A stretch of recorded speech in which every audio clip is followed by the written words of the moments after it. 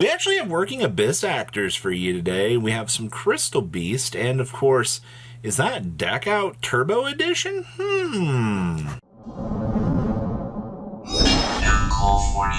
Make sure you guys smash the link, crap out of that subscribe button so you guys don't miss out on more awesome content. We have some tournament results here for a non-meta tournament, and I actually love getting a chance to kind of take a look at some of these interesting results, because it just kind of proves that, like, even though the meta is a giant cluster, crap on the top end of the meta, doesn't mean that we don't have people innovating down here in some of the lower parts of the meta. So starting off here, actually winning this event was actually Abyss Actors. Now I'm very happy to actually see that, Abyss Actors getting the chance to actually kind of do something is really good. I'm also very surprised by, the fact we're playing Waking the Dragon in this. I guess, to be fair, if you're playing in a smaller localized event, actually having the Waking the Dragon built into the more casual side of this deck, I think can actually steal you some wins. And that's kind of a big thing to think about out here, is when you're looking at these sorts of events and you want to try to get as much of a free victory as you can, making sure that you can have options available to you with this, especially if your opponent's going to be main decking a lot of back row hate, because, for the event you're walking into here, definitely makes sense that you would want to try to, have the best possible results available to you so you can kind of do your thing. I think that's pretty noteworthy here. We also have most of the major Abyss Actor cards that you're going to want to be seeing. Two of the theater. Still love this card so much. And then, of course, we get to see, since it's a little bit more casual of an event here, you can see a little bit of a drawback, as I would say, on some of the meta here. Not exactly a terrible thing to be seeing, some of these other choices, but it does show that, with the Abyss Actor choices available to you and getting the chance to kind of experiment around with some of these other good cards, very, very interesting. And, of course, your extra deck boss monsters leave a little bit to be desired, but you know what? That's fine. You gotta love some fun Yu-Gi-Oh! Next up here, we have Crystal Beast. Now, the one thing I will say about this deck, in terms of its turbo power, is, it's always going to be about, honestly, you got two methods. You have to go with the conclave control, or you kind of go with this, I would say, overwhelming advantage that I feel like your deck wants to try to generate. And that's kind of what this build feels like it's doing here. You're getting the chance to generate more of this Xyz toolbox stuff down here, which is actually kind of funny to think about out here. You've got things like Castel being usable out here because, once a golden rule resolves and you're capitalizing on these monsters hitting the field out here, free rank 4s for days. And then, of course, you just got to plop out a Rainbow Overdragon or the Ultimate Crystal God. Both of these being, huge accessible boss monsters for you to plop on the field is really good. And especially, one of the cool things about this being a more casual format, too, is because we have this extra room in the meta here. Underworld Goddess is going to be one of those power cards that you can actually access. So maybe your opponent wants to do, like some shenanigans with kaijus. Well, you can go ahead and actually, untargetable boss monsters, things like that. That Underworld Goddess is going to rip those away from your opponent and actually kind of put you back into a decent position, in my opinion. So that's pretty good. Everything that you've kind of got going for you in this deck, I think, is actually pretty good.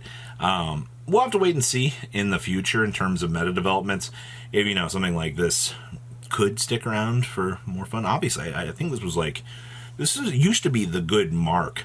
If you're playing a super casual event, play something like this, and, you'll get the chance to have a lot of fun. And definitely, for sure, Crystal Beast. Actually, I think most of the fun comes from the Crystal Rule, or Golden Rule, being able to just be a stupid good card. Thank you, one-ofs.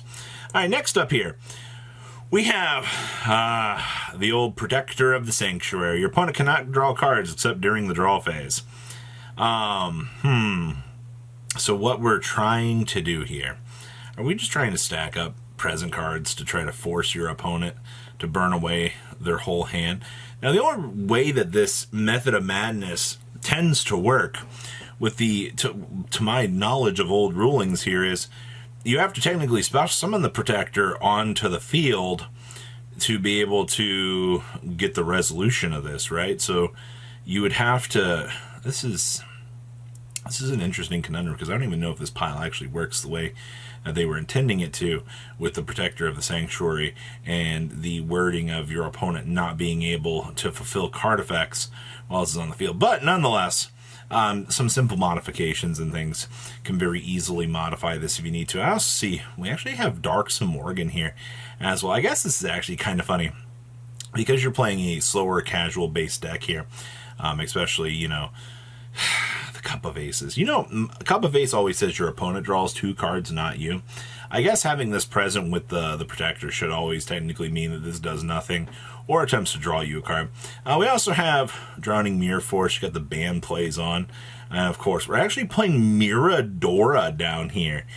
Wow. I'm very surprised to actually see Miradora being a side deck option. But once again, it's slightly more casual event here. There's nothing wrong with having, you know, a fun option. Just blow up your opponent's board, Protector of the Sanctuary, lock them, and tell them good luck, have fries, you know, as they try to break this board in some sort of capacity. Really, it's not going to happen, but I guess the more you can try out here. Also, we're playing a Gigantus in here as well to step over the corpse of the Protector. Okay, what else we got? Ooh, we have some Sharks. I'm actually surprised that this didn't perform better for this event, because honestly, the way that most decks have a problem getting over Stealth Kraken. Like, I don't really care, like, how good your deck is. Like, unironically, Stealth Kraken is a very good card, and the fact that, you know, this meta, I guess, had problems with this is kind of cute. In terms of build, most of this is extremely standard, except for maybe too many Lantern Sharks, but that's fine. I mean, you are playing the White Mirror, you're at least forced to play this. And of course, we are playing the one Fury, or the Triple Fury of the Kairishin. I love this card. Being able to search for the free Torrential Tribute and then have the free protection in case, you know, you do blast the Torrential Tribute with Fury is frickin' hilarious. Now, once again, slightly more standardized fun of it here. I do see that we are playing the Dreadnought Dreadnoid down here. In a world where this thing gets the ability to stack up all of the materials, they actually played the Great Magnus in here to be able to drop on top of this. That is frickin' hilarious. All right. Honestly, I don't. The minute that this comes down, I feel like in this tournament, this should have been some free real estate for this deck. But you don't really get the chance to see, I guess, this kind of get in those free results. So overall, this build is really cool. All right, I'm very shocked to see that this didn't get the chance to perform just a wee little bit better in terms of meta, you know? Because when you look at these sorts of rogue hitters out here in the meta, you want to see, you know, the best that they can do. And I mean, this trap lineup, very, very, very nice. So that wraps up our little fun casual event that we're covering today. I think the results are pretty interesting. And of course, we have the French Dark World list. And I wanted to pull this back up and get a chance to talk about this because we have not yet. And honestly, Dark World is brick central. And to make, you know, a big, fantastic showing out of an event where, you know, Shifter kind of creeps around every single corner out here, I think is incredibly interesting to see. Of course, you gotta love the big fat brick boys here. We are not playing, actually our danger package is a lot more extended than most of these Dark World builds. I believe you usually see them be like 3 to 4. I'm still doing the one Cerulean with the double Silva. That's pretty standard at this point. You do have, of course, we are playing the card destruction. You don't have to really worry about tier elements anymore. The thing that was always scary about playing card destruction was, you know, a full tier hand is just death back to you. You really can't have anything to clean up with that huge threat that your opponent just regurgitates back on top of you. And that was always like the big fear. Like now the Dark World can actually play the best card in their deck to generate all the advantage that they want. Very, very interesting. I also see here we are playing a Snatch Steal, and we actually have a Magical Spring in here as we'll talk about just getting a nice little turn back in time here to see, you know, kind of some of the power you can kind of get across the meta here. But outside of that, There are some very interesting ideas present in the meta. I think that's a very, very good thing to be seeing here, especially on the casual side of the game, too, where players, don't want to deal with Snake Eyes each and every week. There's nothing wrong with that. It's just, we've reached a time that that's what we're dealing with. So please, comment down below, tell me what you guys think. I'll see your beautiful faces back here in the day, guys. Patrons, thank you.